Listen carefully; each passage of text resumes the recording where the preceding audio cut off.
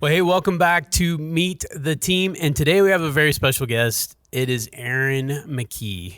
Aaron McKee. Whoop, whoop. Glad to be here. Hi, Aaron. So good to have you. So, Aaron, you're in like a transitional period at this moment because we had Matt Flagg on just a second ago. Okay.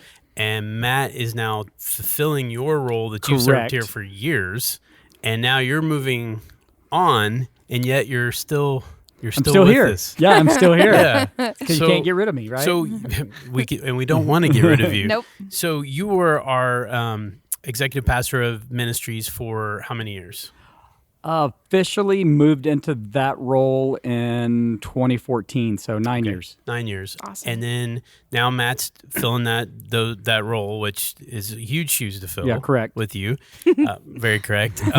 But you're still, so you've transitioned, but talk to us about what that looks like. What are you doing now that you've moved out of that role, and how are you still a part of us here at Refinery? So, I mean, a big part of this is started about 18 months ago. Chad and I started talking and just dreaming about what's next. And he kind of sensed that maybe something was up and said, "Hey, what are you thinking long term?" And so kind of began just a journey trying to figure out what God was leading next in my life and Kathy's life. And so as we continued that conversation, began talking about me leaving the staff in this current role and figuring out what that looked like, and to be able to stay here and teach some. But really for me, where I felt God leading Kathy and I was for us to be able to step out of an everyday ministry role at a church and be able to pour more into the capital C church, into churches and pastors and their spouses. And,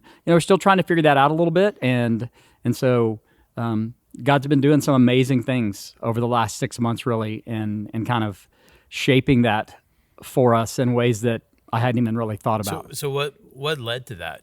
Like, and why this shift in the focus from singular church to the big C capital church? Is this what God was doing in your life? Yeah, I think it was really, I mean, I don't know that I can put my finger on a thing. Yeah. It's just, maybe it's my age and thinking about, what type of legacy am I leaving, and knowing that, my years are shorter than they are longer because of my age now. I mean, that's true for each and every one of us, but kind of where I'm at and looking at, kind of 10 more years or so, probably, barring anything crazy happening, some really good health still and being able to do some things, right. But also being able to just, as Chad said it a couple of weeks ago as we talked about it, kind of changing my pace in ministry. And focusing on it a little bit differently, spending a little bit more time traveling and seeing our kids and grandkids as well. So I've heard you use the phrase phase 3. Yes. So phase 1 for you is military. Yep. Phase right? 1 was 20 years in the military and retired from that. And so phase 2 was this full-time ministry role at a church. And between here and another church and a little bit of time in between, wandering, seeking God leading me somewhere. Have done that now since 2005. Yeah. So we're 18 years into that. And so now it's phase 3. Yeah. So phase 2 is coming to a close for me. So what are your goals for phase 3?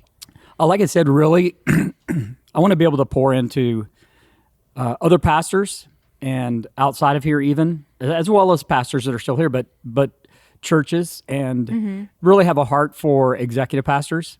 And so kind of a big thing of kind of creating a mission statement for myself.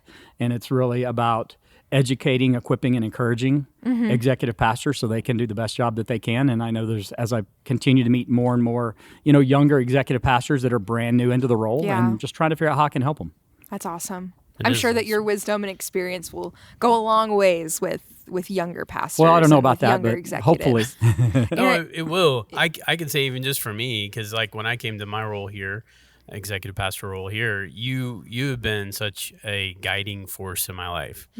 I know it's only been like 3 years, right? But I really do lean into your wisdom and your knowledge and your experience, and I've personally been impacted in a positive way with you, just being a coworker and a friend. Well, thanks. I appreciate that. That's awesome. So I'm excited that you'll be able to do that at a bigger level, because you won't just be tied here at Refinery, but correct, wherever God leads you. Yeah. And yet you are going to be tied here. Yeah. You're not leaving Refinery. No, we're not leaving. We're staying here in Arizona. We're staying in our house, and Not tied, anchored. that's right. There we go. Not- Anchored. and so yeah. So this is going to be our home church. So when I'm going to be traveling a little bit more, but when we're here, this is our home, and this is where we're going to be on the weekend. And it's so much so that we wanted to make sure that he was interviewed because we love this guy. Yep. And though, Matt's taking your current role or is taking that role, this guy is so awesome and in so many ways. So we're glad you could participate. But since you're participating, there's always a fun question. We want to end on a fun question. Okay.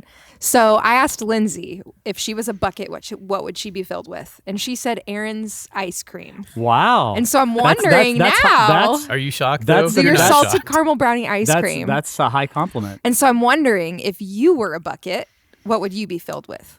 It would probably be Lindsay's second answer because I know Lindsay pretty well. It'd be hot tamales. Hot tamales. That's disgusting.